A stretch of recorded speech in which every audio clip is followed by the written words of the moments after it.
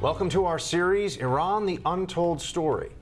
This week, we explore Iran's nuclear ambitions and the role that opposition groups have played in uncovering Tehran's secret nuclear program.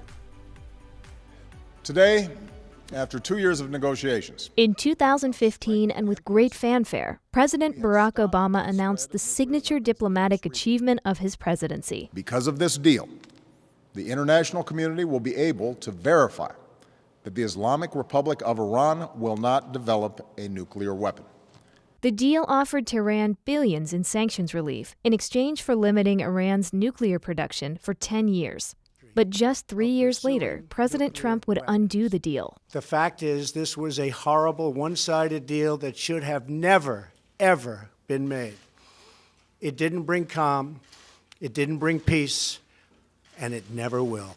Critics of the deal argued that Iran's hardline regime had expanded its military budget, built nuclear-capable missiles, and continued to fund terrorism. Obtaining detailed secret intelligence on Iran from behind the curtain has become a hallmark of the National Council of Resistance of Iran and its member organization, the MEK.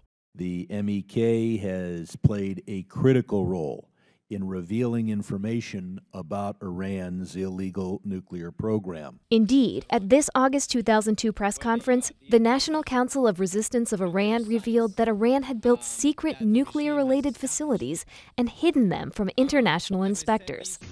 Many secret nuclear programs are at work without any knowledge of the International Atomic Energy Agency.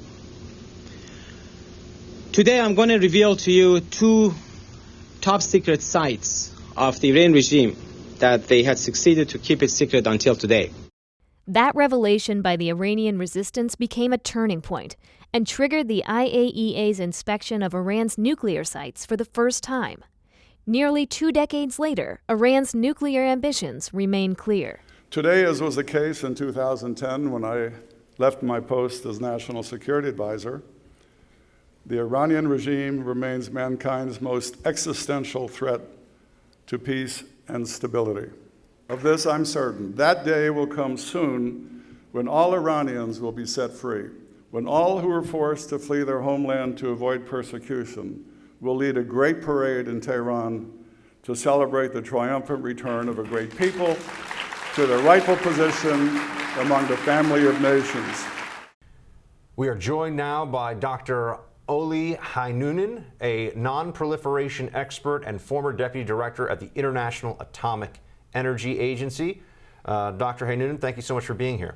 Thanks for having me. So first, as an expert on nuclear programs around the world, what can you tell us? What should we know about Iran's nuclear ambitions?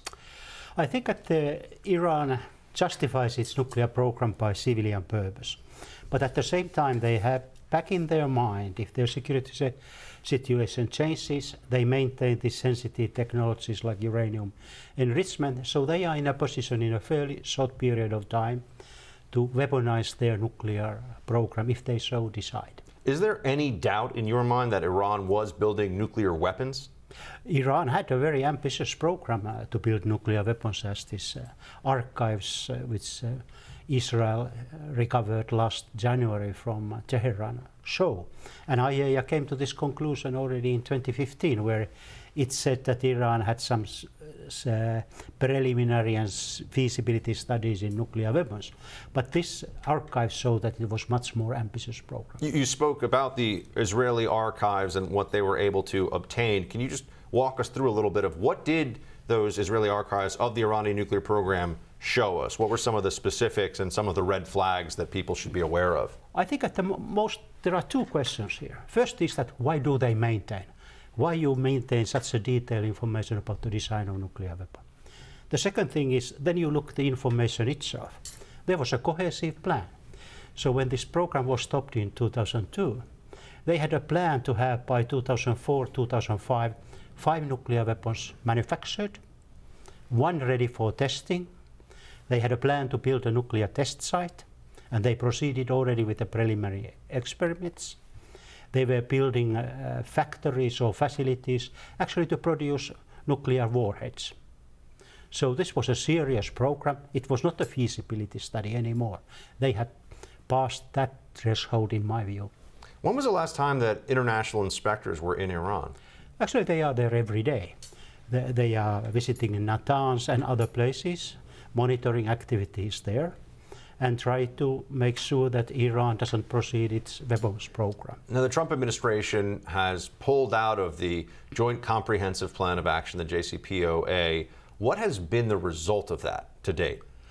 So far, not much in terms of the events on ground. OIAC continues its normal work. Certainly, Iranian government has hardships because of sanctions imposed, etc. So I think that the Deputy Foreign Minister Araghchi put it very nicely, that this JCPOA is now in life support. We don't know how it is going to be implemented. Iran is getting slightly nervous by starting to threaten that since the other parties don't fulfill their obligations, we might want to increase our uranium enrichment capability, which then means, if you look at it from the point of nuclear weaponization, they are climbing up on the ladder to be closer to be able to weaponize and build the weapon, if they so decide. Has there been any change in the behavior or in the agreement and the follow-through of the agreement from the other members of the JCPOA, or is America the only country that has really markedly shifted or changed its behavior? Well, I think that the other parties, and particularly France and UK, they are worried about certain aspects of Iranian nuclear program. And that's why during last winter there were discussions between the parties that whether they could amend or change or fix some of the flaws of the JCPOA. But Iran didn't agree to that, and that's why we ended up with a situation that US decided then to walk out. Now, do you feel that the international community is safer or less safe in terms of the threat of Iran's nuclear program today versus before the Trump administration pulled out of the JCPOA? That's hard to say. You know, I think that I look at more from the technical and process point of view. And I would raise the question, is Iran now in a better position to build a nuclear weapon today than what it was, for example, 2015? And this comes then to the flaws of the agreement, because they have been permitted to continue development of more advanced centrifuges, more powerful centrifuges, which means that they are able to break out quicker if they so want. Then at the same time, we don't know whether they have continued their work on the nuclear weapon design, as the papers from this archive show that they had perhaps an idea to that end. And there has been no, in my view, effective monitoring of the military aspects of that program. Have those really terminated or not? Yeah, I was going to ask, how transparent is the Iranian nuclear program, or maybe a better question is how much visibility do we currently have, does the international community have? You mentioned inspectors at the different sites, but are there areas that are still off limits? Are there ways the Iranians could very easily be cheating and hiding important aspects of whatever they're up to with their nuclear program? You know, I would describe the nuclear weapons program like a tent with 3 poles. One pole is the delivery vehicle, the missile designed to deliver the nuclear warhead.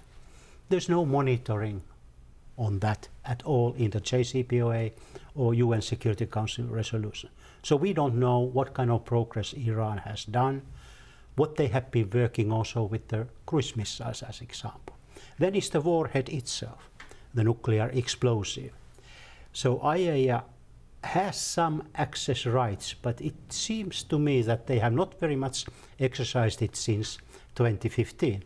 So that is another unknown area, a laguna, where we depend greatly on the intelligence information. And then is the third element where we might be a bit better off, and this is the monitoring of the actual declared facilities in Iran.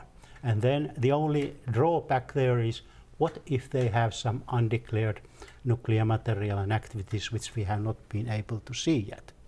And therefore, these archives are important thing to study and dive deeper in to find it out. And what has been the role of opposition groups in providing reliable information to the West about Iran's nuclear program? Have Iranian opposition groups been important in that process? Yes, particularly in 2002, when they disclosed this Natanz and Arak activities to the international community. That was perhaps the high point of their sharing of information. Then they have had a lot of announcements since then. Some of them may be fairly accurate, some of them perhaps not that. But this is always with the intelligence information, you never get a full picture. So yes, it has been important, and particularly now in recent months we have talked about this organization SPND, so they were bringing some aspects of that program to the public, particularly I think into 2015. And what do we need to know about the separation between Iranian civilian and military nuclear production facilities? Well, this was a traditional approach that you have civilian program and then parallel to that you run a military program. You compartmentalize it. That's most of the countries did. So the civilian program mainly concentrates on building technologies, acquiring know-how, producing nuclear material. But then, for example, uranium enrichment, and you take centrifuges. Actually, you can manufacture the same centrifuges, do R&D in public, but then put them under this clandestine, secret military installations and run them there to produce material for nuclear weapons. And this was the plan of Iran, as the archives show. The Fordo, or as they called it, Al-Qadir, was actually supposed to be the military installation and not to be part of the public. So what can program. the international community do to ensure that Iran ends its nuclear weapons program? Is it even possible? It is, but you need a party to that, and the party is Iran. That Iran makes this tough decision, and let's clean the history, let's put end to that, let's destroy those documentation and equipment which are solely for that purpose. Perhaps they get a slap on the wrist, but then they can start new. They can start from clean as did South Africa in 1994. Dr. Olli Heinonen, thank you so much for joining us and sharing your expertise. We appreciate it. Thank you very much. Next week on Iran, the Untold Story, we explore one of the saddest chapters in Iranian history, the regime's execution in 1988 of thousands of political prisoners.